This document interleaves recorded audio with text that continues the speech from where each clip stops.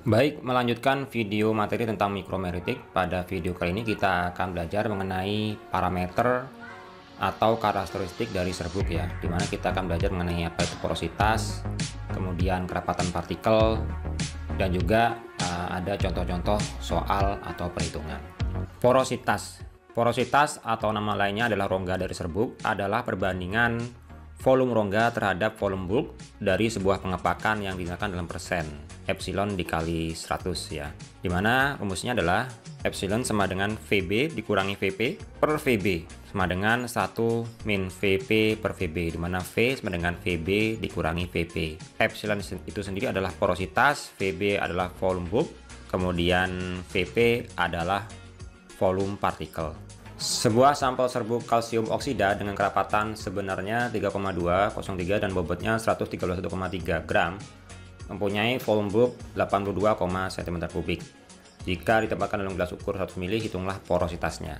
Baik, di sini diketahui ada rho 3,203 gram per cm3, kemudian bobotnya 131,3 gram, volume bulknya adalah 82, cm3.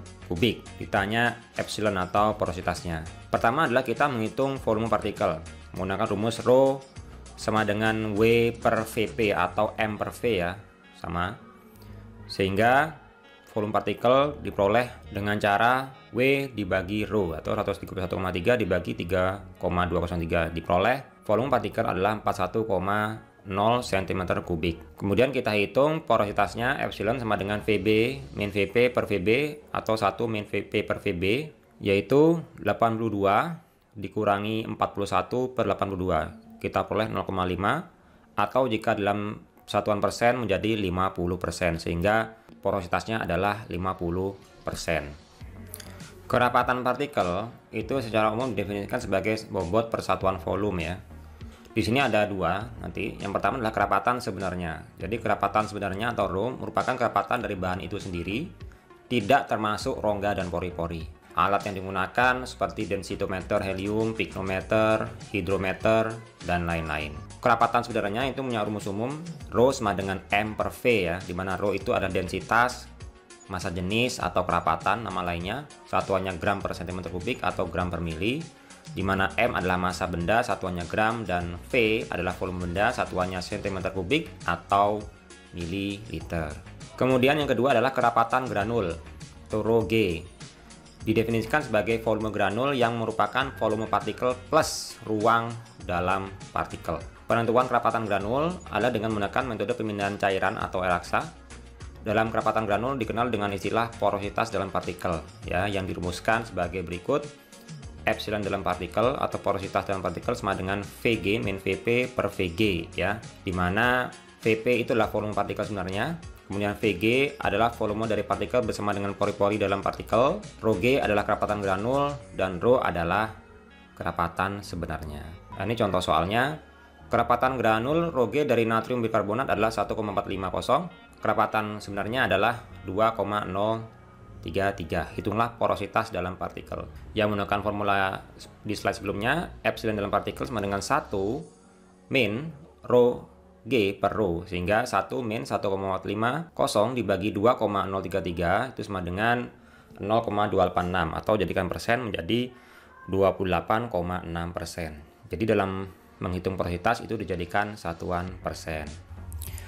Berikutnya adalah kerapatan bulk ya. Jadi kerapatan bulk itu didefinisikan sebagai massa dari suatu serbuk dibagi dengan volume bulknya.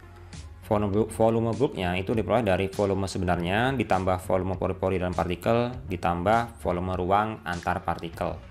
Jadi kerapatan bulk ini tergantung pada distribusi ukuran partikel, bentuk partikel, dan kohesi antar partikel. Dalam kerapatan bulk itu dikenal dua macam porositas. Yang pertama porositas celah atau ruang antara, yaitu volume relatif celah-celah ruang antara dibandingkan dengan volume bulk serbuk, tidak termasuk pori-pori di dalam partikel.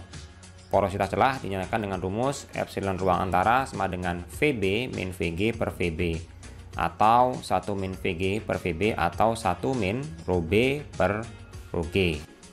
Berikutnya adalah porositas total.